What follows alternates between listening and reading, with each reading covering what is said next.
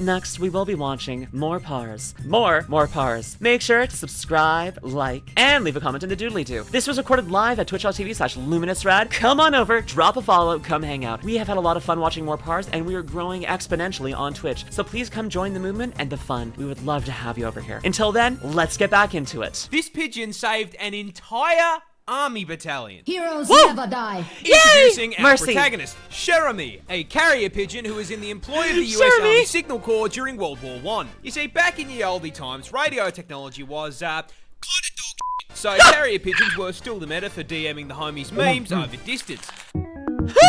Which is how, in 1918, our feathered This just came to my mind. Imagine sending nudes over freaking carrier pigeons. Like, a bird comes and, like, shits on your bed, and then, like, you open up its note, and it's, like, a seductive nude that's been hand-drawn. You're like, I am both delighted and disgusted by this reality. Now time to have a very, very sad goon in the other room.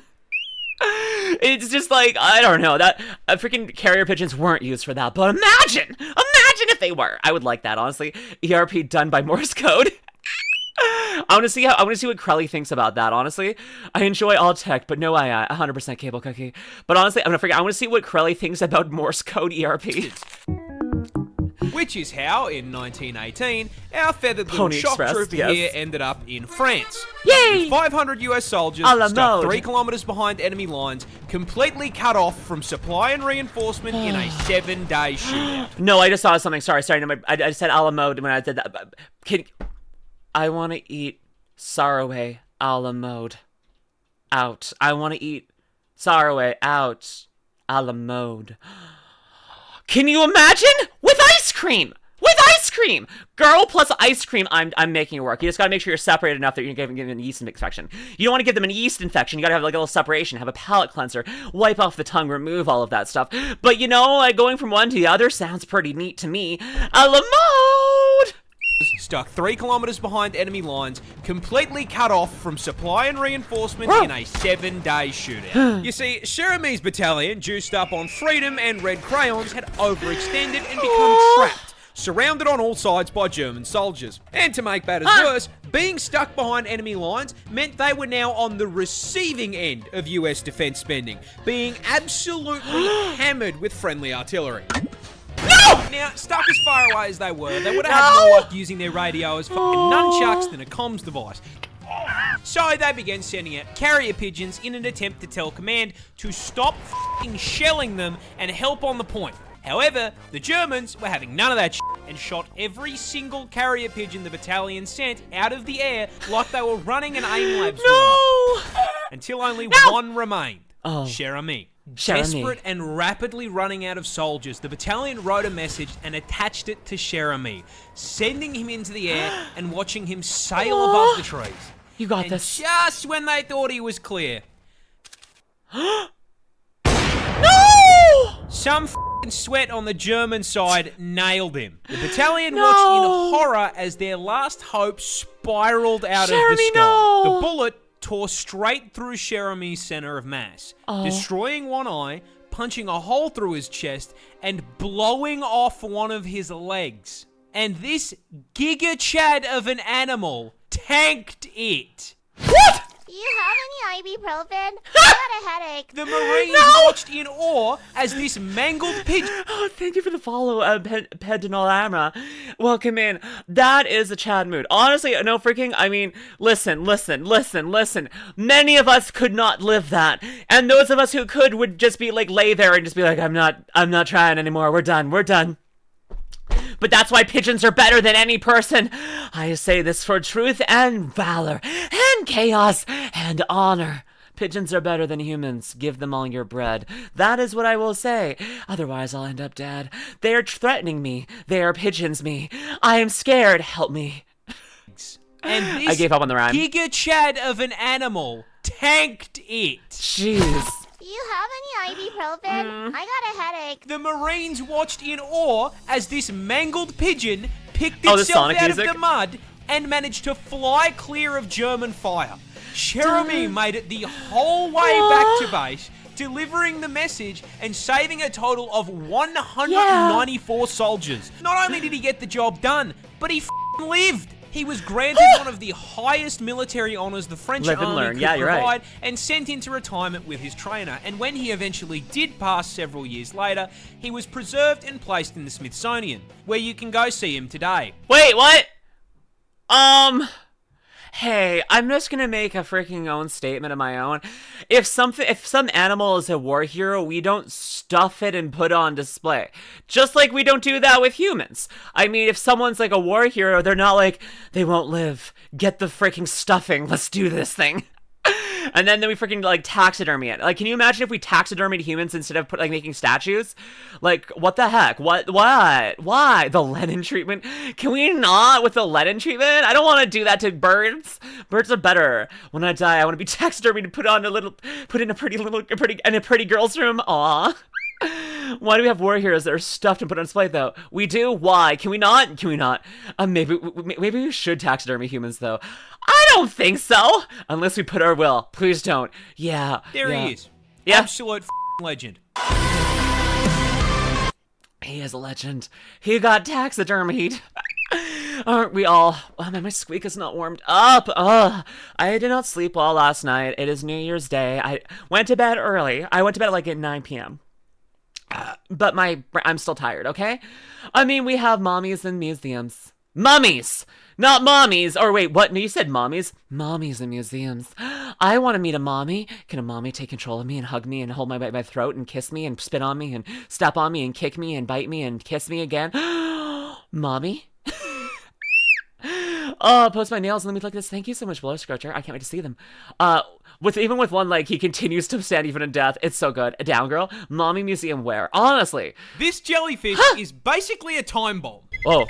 Uh-oh. Introducing the Irukandji, a species of jellyfish native to the northern waters of the land down under, and possibly my least favourite animal in the entire ocean, because it is just a massive, spiteful Well, massive is misleading. Is this little guy is tiny. I mean, ridiculously small. Yay! Being not much bigger than your fingernail at the head and basically completely f***ing invisible to the naked eye. This is a fairly major problem, because behind that halo cloak frame, they are dragging 3-foot-long tentacles and shocking absolutely no one. Say the line. Neurotoxin?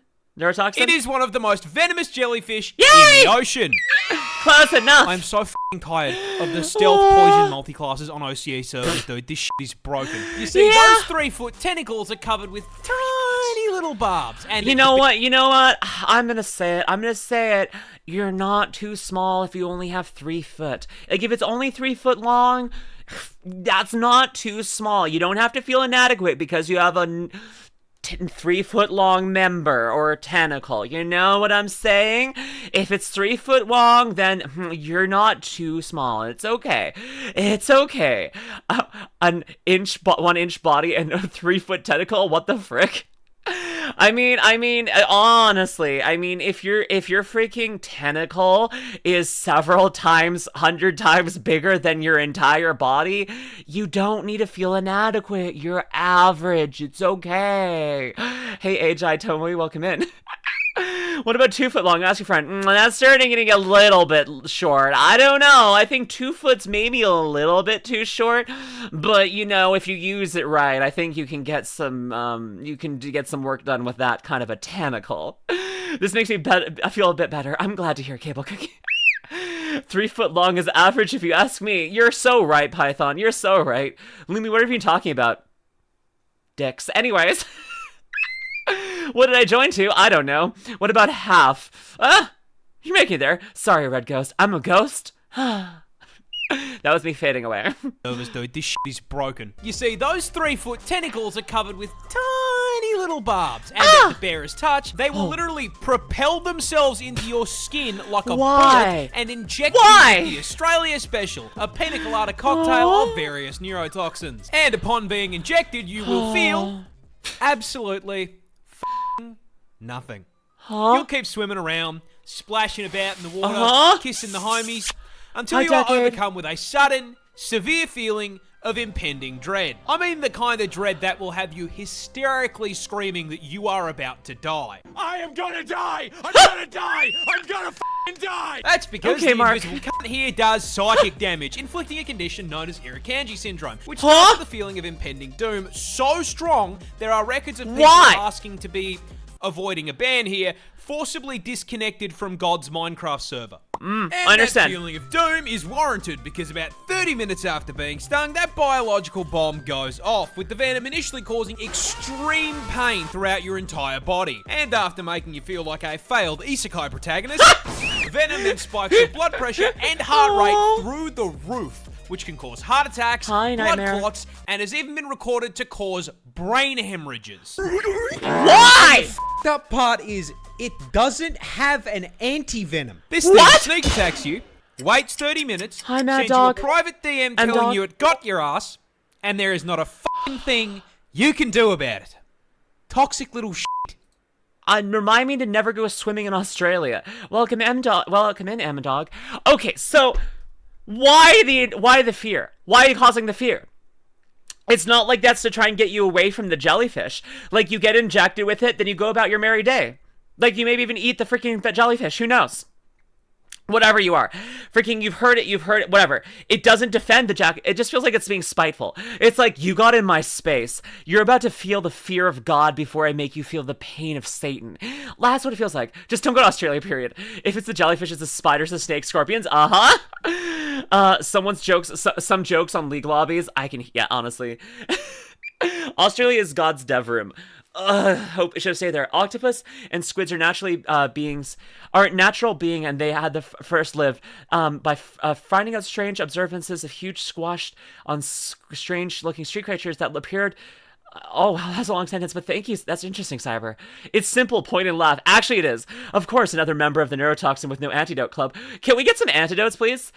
Please and thank you. Astro Kako, thank you for the follow. Thank you for the follow.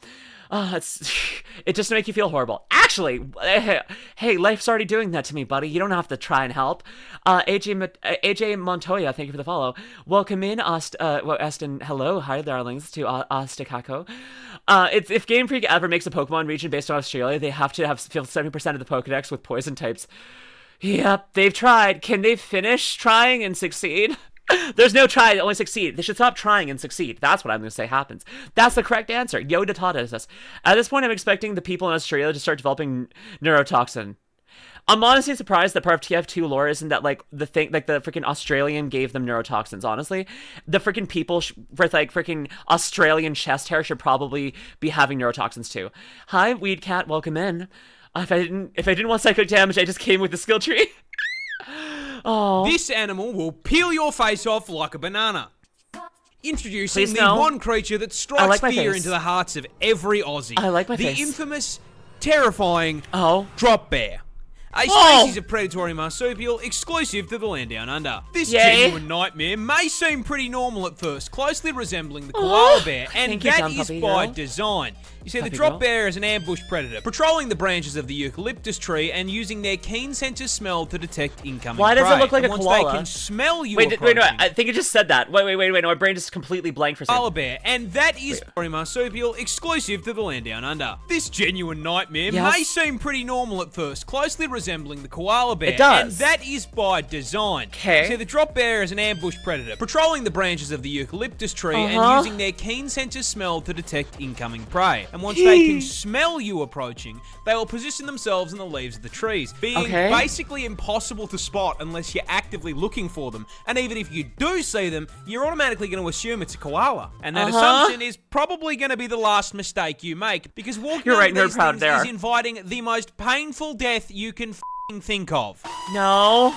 Once you've walked in the range, the drop bear will launch itself from a tree and aim directly for your head. Small animals will often be clapped on impact as the 20-kilo drop bear launched itself out of the tree so fast that it snaps their spine. And they're the lucky ones, because once they make contact with your head, drop bears will immediately puncture your scalp with their foreclaws and latch on like a fuzzy little face hugger. No! Once firmly attached to your skull, the drop bear will start to kick out your eyes with its hind claws in an attempt to blind you. And while they are forcing you to cosplay Daredevil, they will be tearing into your face with their fangs like a chainsaw. The attacks are so vicious, most human victims end up being completely scalped and having their faces removed. And even if you manage to pull them off in the initial assault, those claws contain a potent neurotoxin Why? that will paralyze you in under Of course. 5 minutes, allowing them to run you down and eat you alive. Australia loses roughly 600 people per year to drop bear attacks. No! So if you want to survive your trip down under, I have a secret to share with you about the drop bear. I'm and not that going. secret is that all of this is complete and utter bullshit. Drop bears aren't real. I made it all up. What? April Fool's.